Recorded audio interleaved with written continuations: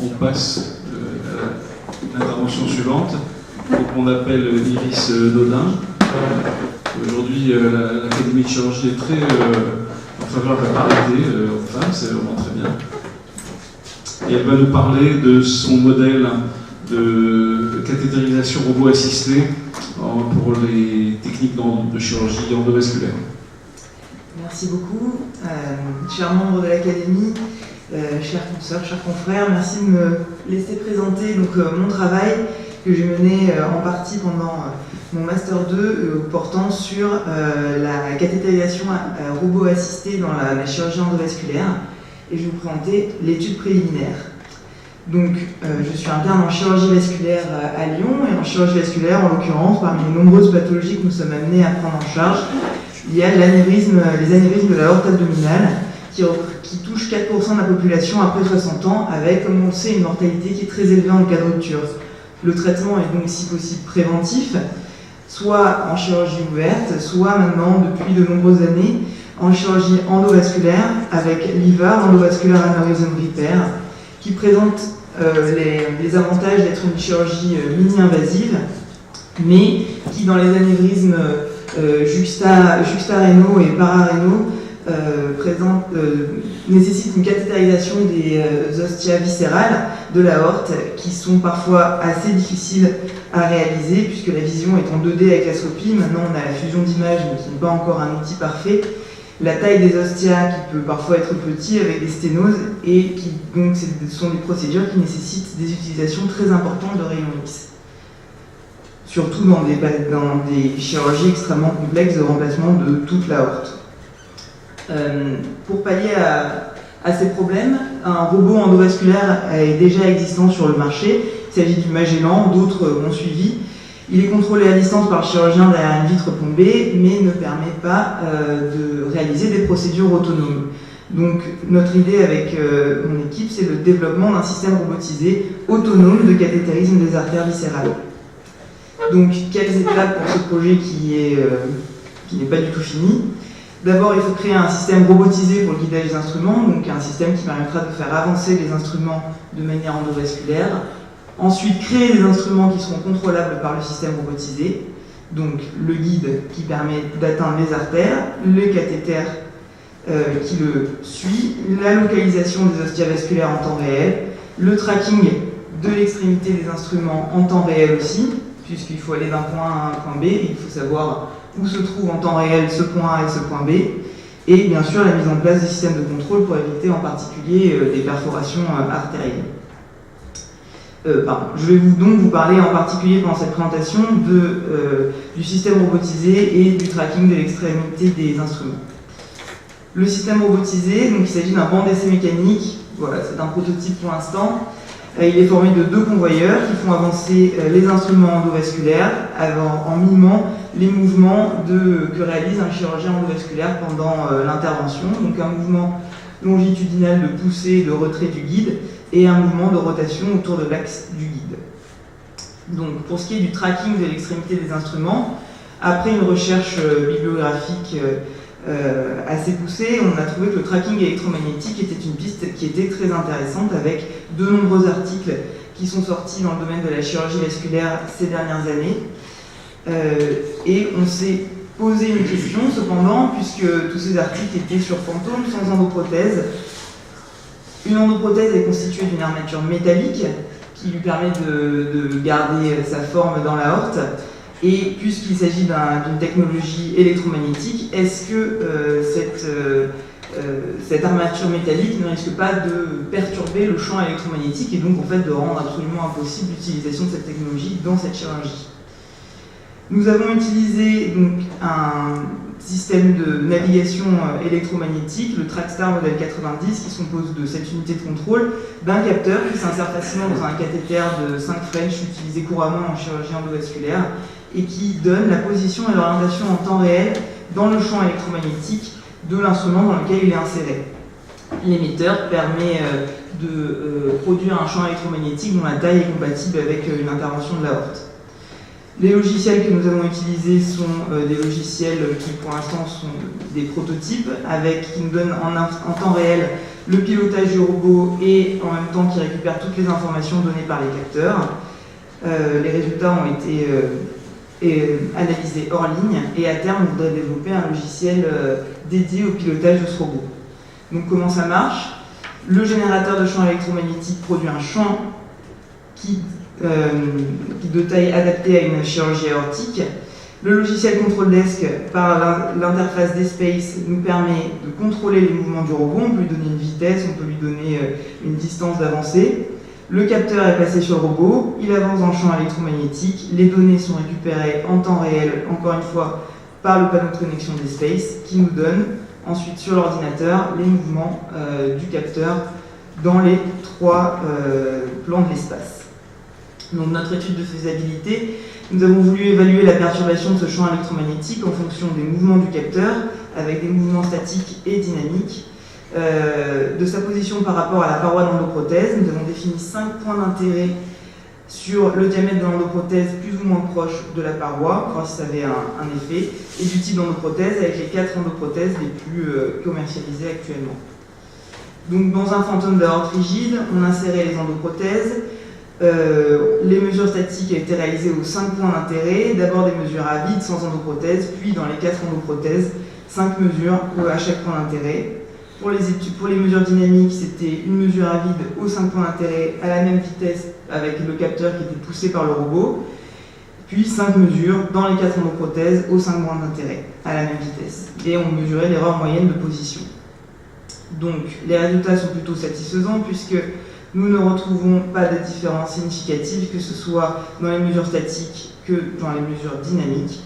Et donc nous en avons déduit que le tracking électromagnétique semblait être une technologie tout à fait utilisable en chirurgie endovasculaire, en tout cas à l'intérieur des endoprothèses.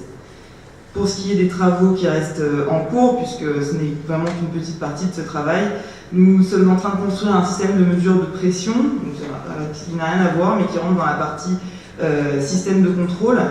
Ce système de pression est adaptable sur un guide endovasculaire. Les doigts du chirurgien viennent se placer sur la partie rouge. Le guide passe à l'intérieur de la partie verte et ça permet de mesurer la pression qu'exercent des chirurgiens expérimentés sur le guide pendant une intervention pour faire au final une moyenne en fait, de force utilisée pendant l'intervention et surtout une force maximale que nous pourrons mettre comme limite au robot. Pour ce qui est des autres points, nous travaillons avec d'autres laboratoires de l'INSA de Lyon, le LGEF, sur des guides en smart polymère qui pourront être contrôlables par le robot puisque leur flexion est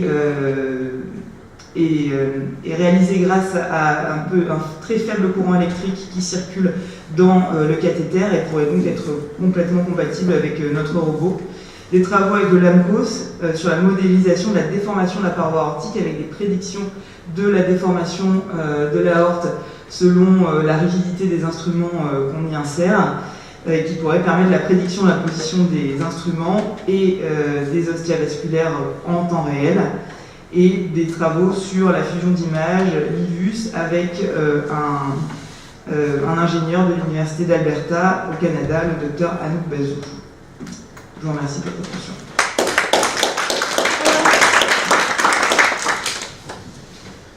Merci beaucoup, c'est une présentation prospective intéressante. Des questions dans la salle, peut-être Dominique? On a envie de dire quand allez-vous passer à la clinique?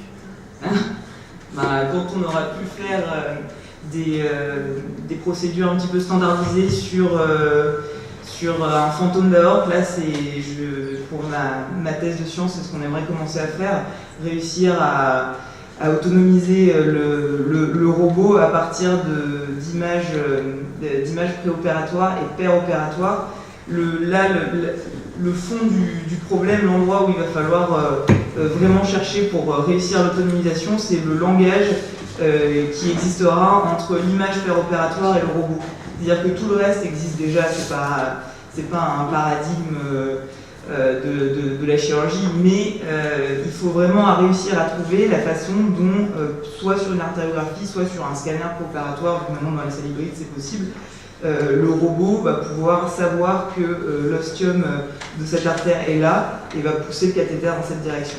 et ensuite assembler toutes les parties qui existent déjà, donc encore peut-être quelques années. Oui.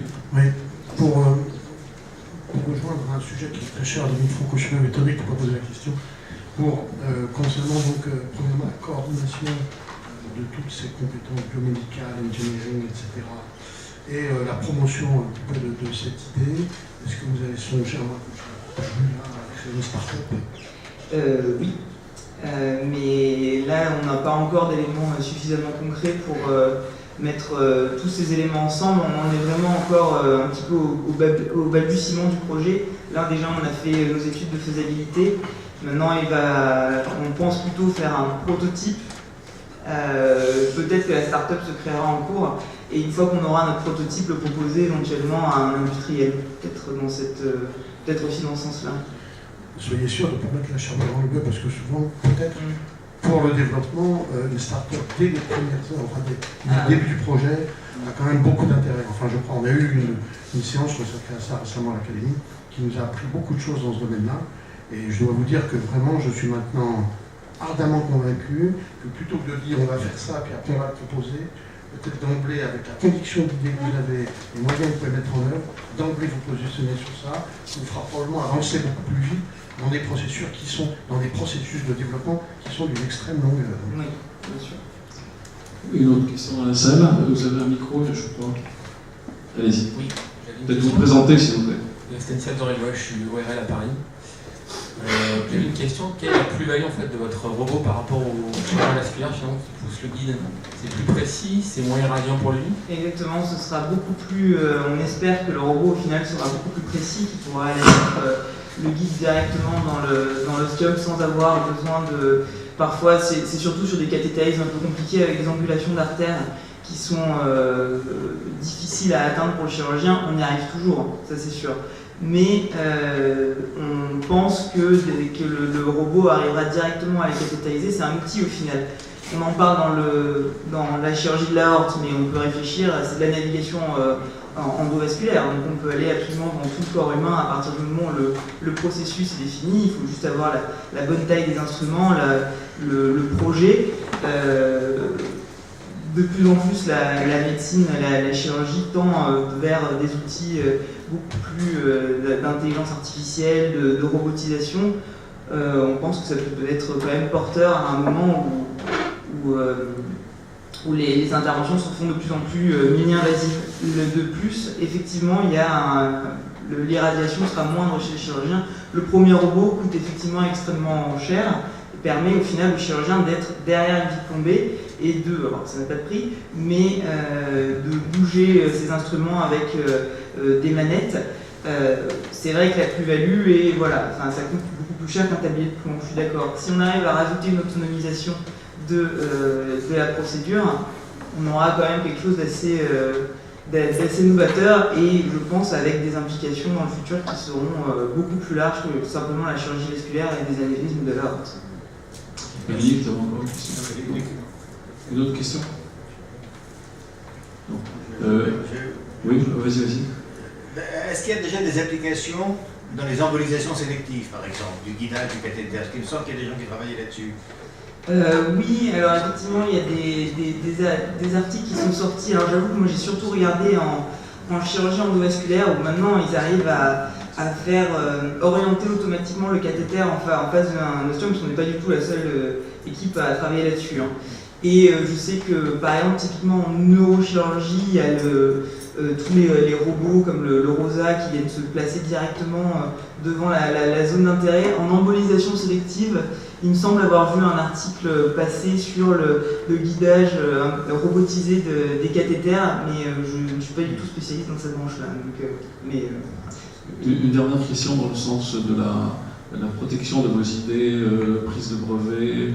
Parce que si vous allez effectivement, comme c'est suggéré de constituer une start-up, il faut avoir la propriété intellectuelle. Est-ce que vous avez réfléchi sur ces aspects-là? Non, pas encore. Pas encore. Mais il faudra y penser assez vite parce qu'il y a eu des séances à l'Académie de chirurgie, on a parlé de ces thèmes de dépôt de brevets précoces, etc. Écoutez, j'ai la chance d'être accompagné aujourd'hui par un des ingénieurs de l'équipe de l'INSA, Arnaud Lévé, donc on y réfléchira ensuite ensemble.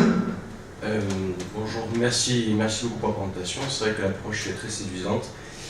Et justement, par rapport à ce que vous venez de dire, j'insiste sur les propos qui ont été tenus, non, n'y réfléchissez pas après. C'est vraiment très important. Parce que vous allez avoir pas seulement un accompagnement scientifique, mais un accompagnement économique.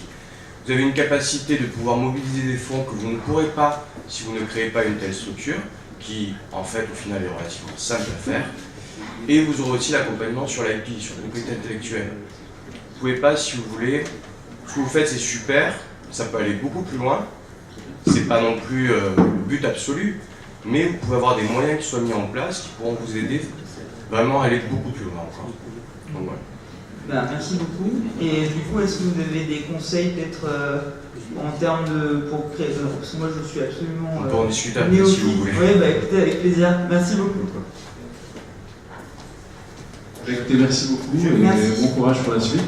Je reviens, je tiens beaucoup, je suis l'idée de créer un startup là-dessus, ça me semble vraiment important. Et puis, moi je suis très séduit par l'idée du guidage par l'image ensuite. Parce que ça, c'est vraiment, on voit ce qu'on aura une conférence en fin d'après-midi sur le guidage du robot dans la chirurgie pulmonaire, par exemple, par l'image. Et là, c'est typiquement, vous avez pratiquement tous les ingrédients pour réussir ça. Ça, c'est tout à fait intéressant. Vous avez raison, il n'y a peut-être pas assez réfléchi à cette partie-là. On est parti dans la recherche et le développement. Mais... Ouais, c'est l'intérêt du partage à l'Académie de chirurgie. Tout à fait. Arnaud, il faudra qu'on en parle tout à l'heure. L'Académie défend les startups comme et d'avoir des jeunes chirurgiens qui s'intéressent à la vie de l'Académie pour vraiment la faire progresser. Merci beaucoup. Merci. Alors,